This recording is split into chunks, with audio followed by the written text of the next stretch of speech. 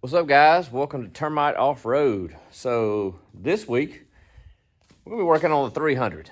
Try to get a little more power out of this thing. So it already has the 550 ECU stage 1 93 octane, whatever one it is. The higher octane stage 1 tuned, done to it. It has a K&N air filter and the FMF full exhaust. So it's already got some power motors. The air box, other than that, is pretty much stock.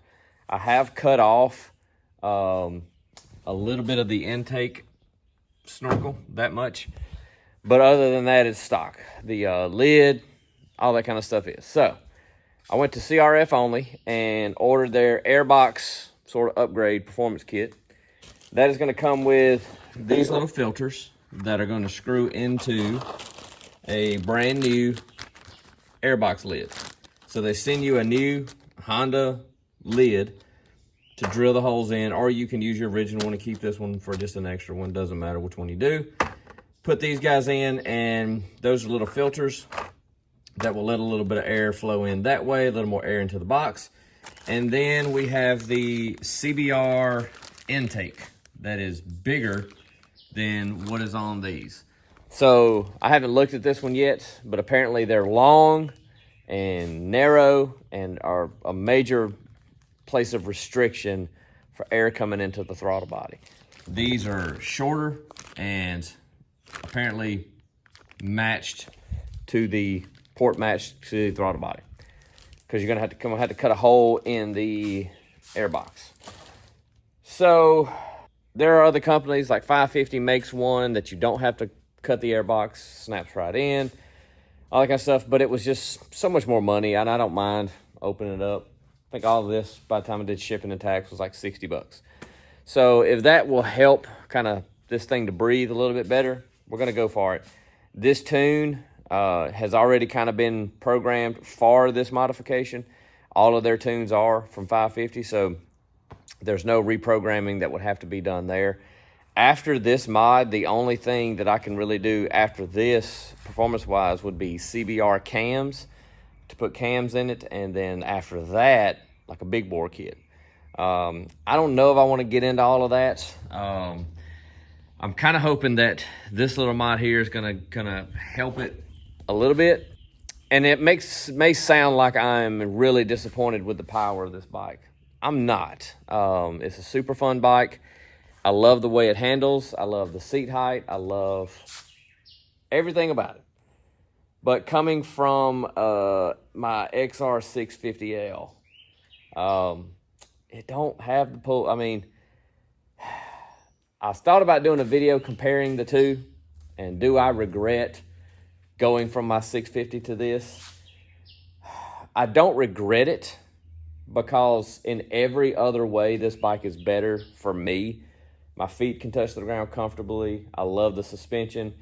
When you're on dirt roads and stuff like that, it's fine. It's just that highway running, and when you're up in RPM running, highway speeds, that the XR still kept pulling. And this one's, it's running out of steam. So, but other than that, the weight, everything else about it, I love. So anything simple that we can do like this that would just help this bike out to give a little bit more oomph to it, that's what we're going to do. Andrew and I traded the other day, and I rode her 250L, and she rode my 300. And even there on gravel roads, I couldn't tell a whole, because I wasn't ripping or nothing like that. We were just cruising. Her bike is super comfortable, rides good. But when you get on the highway, even between these two, you can tell a difference. The 300 is just a good bit more power than the 250 is. So, all right. Well, I'm not going to watch a video on how to do this. I've kind of watched some in the past. I'm just going to pull off what I believe needs to be pulled off. Pretty sure I know my bags, side covers, cover, seat, all that's got to come off to expose the airbox fully. And then the airbox is going to have to come out. I don't know if I got to pull the gas tank or not. If we do, we do. But for the most part, I know these covers all have to come off to expose the airbox. And then the airbox has got to come out because I got to cut the hole bigger for the tube intake velocity stack, whatever you want to call it, to fit in there. So we'll time lapse you guys and get this thing pulled.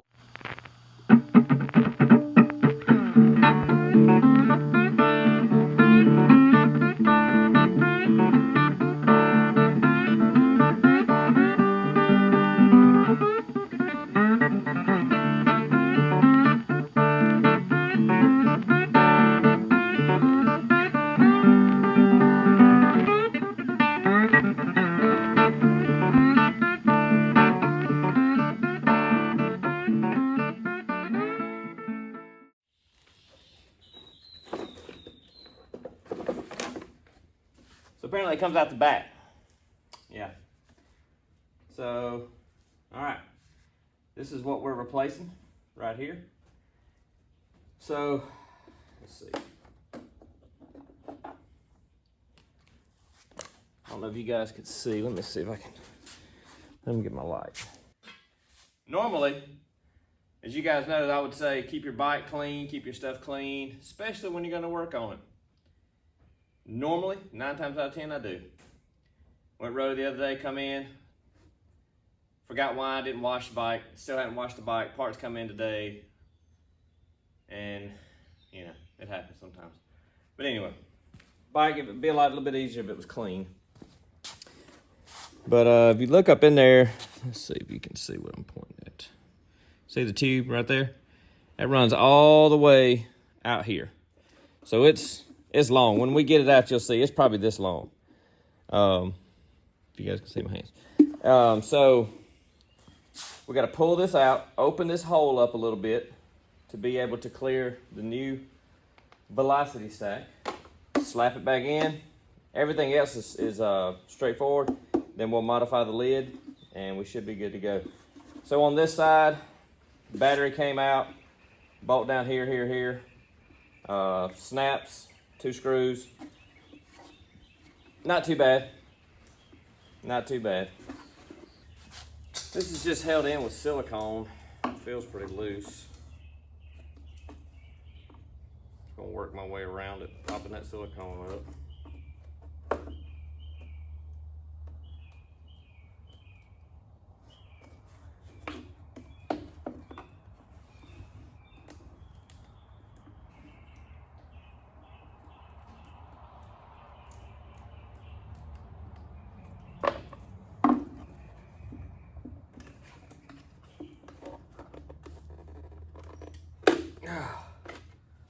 Bum, bum, bum.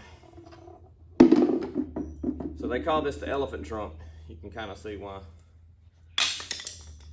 Let's compare this to the new one. All right, so get back here where I can see what I'm showing you. I'd say that's bigger. I'd say that's a good bit. This side is probably about the same. Inside looks a little bigger. It may not look like it on camera, but it's in real life, it's definitely bigger.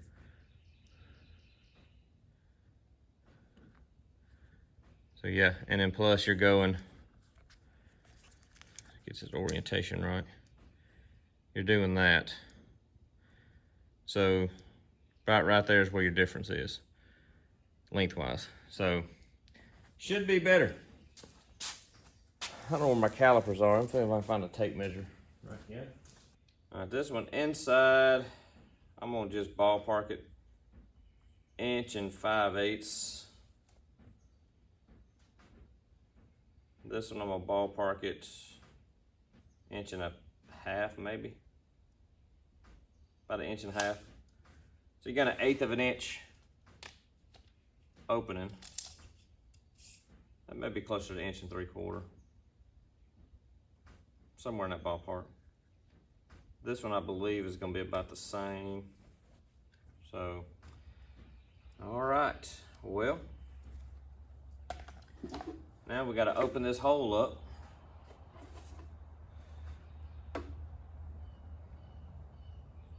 Fit this baby in there. I do need to look up and see what my hole dimension should be. That would probably be a good idea, rather than just hacking away at it. So I'm gonna check that out and I will let you guys know what I find. All right, I know you can't tell.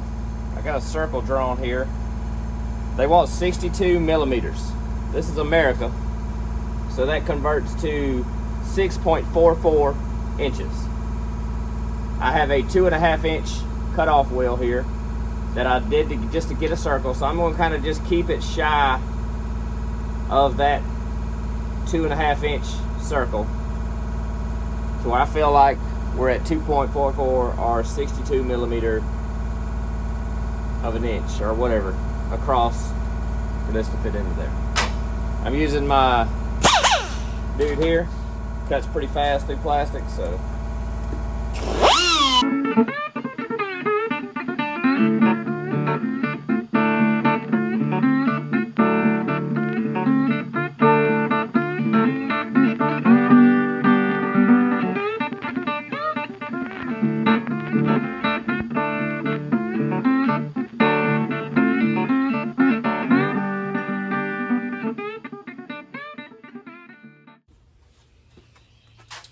All right, so we got it just shy of 2.5. I mean, like a 16th shy of 2.5 all the way around. I took my big file and just kind of went around and cleaned it, and then back over with some sandpaper just to kind of make sure the hole's good and clean. I'm going to try to test fit this thing before I actually officially put it in. I'm going to put a little soap on it just to help matters. If all looks right, then we'll pull it back out, which I probably should just go ahead and put it in because I think it's going to be fine.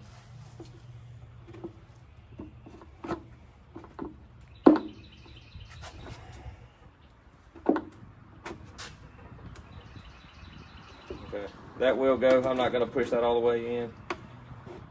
That will snap in there good and good. So I'm going to clean the air box out, get all the shavings out of it, and then we'll get some silicone, beat it, slap it in there, and we'll be able to put this thing back together.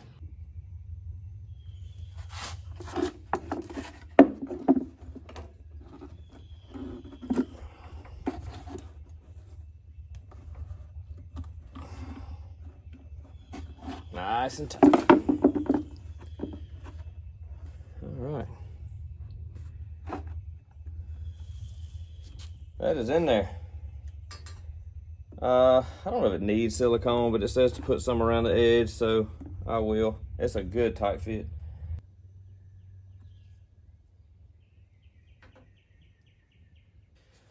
All right, I'm gonna let that set up for just a minute. We can go ahead and put our little, whatever them things are called, on the side. All right, I'm gonna go ahead and clean the filter while it's out. We've got our little canister on the side. We got a clamp on, and yeah, now it's time to put it in. If you guys have watched this channel for a long time, you've probably never seen this door open. That's because I never had it hooked up. I was missing a cable. I didn't really understand the spring. I mean, I know it's pretty straightforward, but I just never did it. And my good buddy Kevin asked me the other day, said, won't you ever open that door? And it's because it's not hooked up and it weighs 1,000 pounds when you're trying to pick it up. And he used to do garage doors, so he said, I'll be there in a little bit. He came over, put a cable on it, wound the spring up, and man, it's so nice having extra airflow, especially with it being as hot and muggy as it is here in South Mississippi. Having that just lets a good breeze come in out of the south and keeps it a little bit cooler in here. So Kevin, if you see this, thanks, buddy. Appreciate it. All right, let's slap this thing back into here. Look how dirty it is. Jeez Louise. Okay guys, well, we got our filters. I'm gonna kind of just do them one at a time, pop them in, and then they'll be something like that, but they'll obviously set flush. So yeah, it's gonna open up quite a bit more airflow right there, but it's just a 1-inch hole saw bit. If you had a step bit, I do, but it's way down in our wood shop, so I'm just gonna use this one because it's right here. So I'm gonna punch the one hole at a time, snap it in, do the next one so I can kind of lay them out even. And we got everything back together over there pretty much, with the exception of the wheel and the plastics and the seat. But get this done so we can put this in and then put everything else on top of it.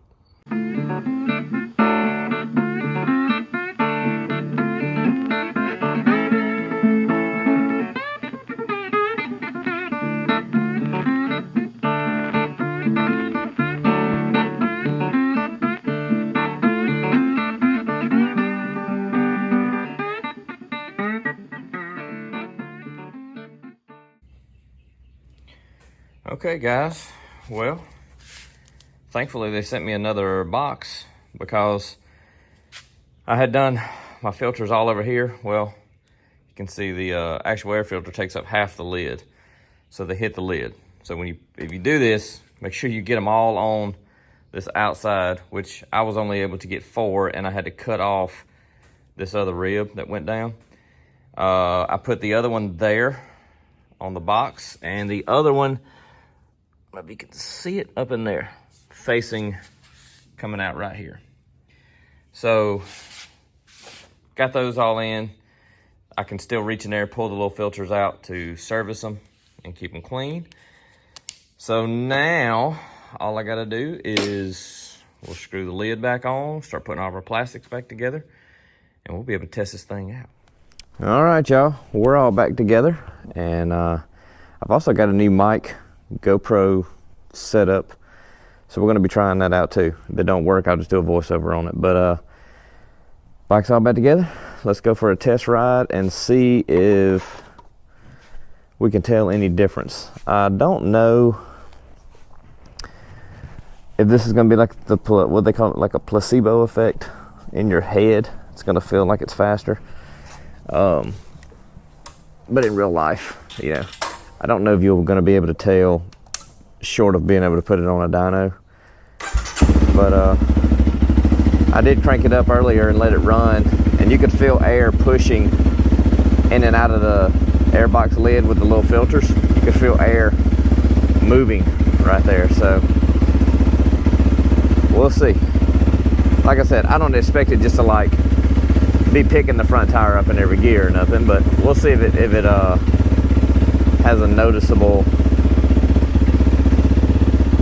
difference.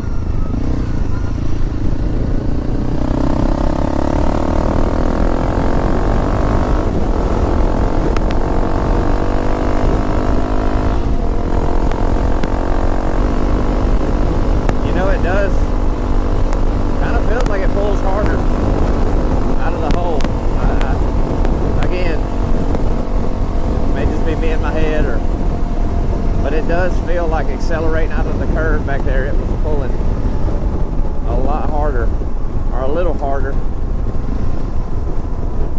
than it used to.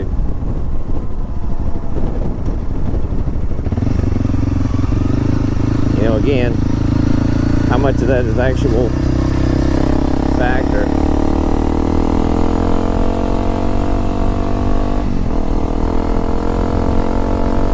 Like right there.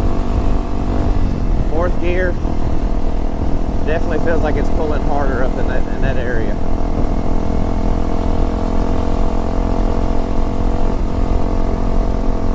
I don't know, you know.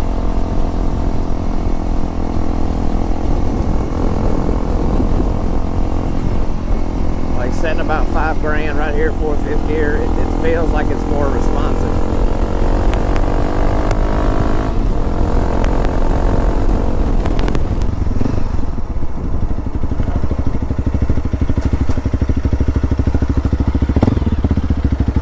Cars everywhere.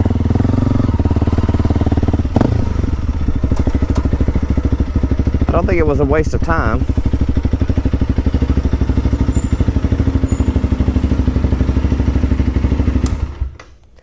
I don't think it was a waste of time.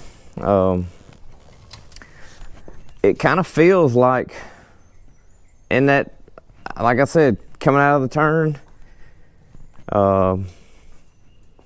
it seemed like a red flag. I saw my shift light flash. I don't think I've ever seen the shift light come on. So, you know, this thing, when you think about it, what it had to do of traveling not only through a smaller diameter, but all the way, whereas the other one is just here and bigger, that air should be able to get into that throttle body a whole lot faster. So, I mean, it would make sense. So we're gonna call that a win, and hopefully here in the next few days get out to the woods and do some riding. I know we haven't filmed a riding video in a long time, but we want to get back to filming and riding. We've just kind of been a little burnt out lately on the YouTube stuff, and been doing Challenger, working on the Challenger, which that content is bombing miserable. So I don't know. We're gonna post it anyway, but yeah. So anyway, guys, I guess that's gonna do it for this week's video. Thanks for watching. Hope you enjoy it. Give us a thumbs up, like and subscribe, and we'll see you next week.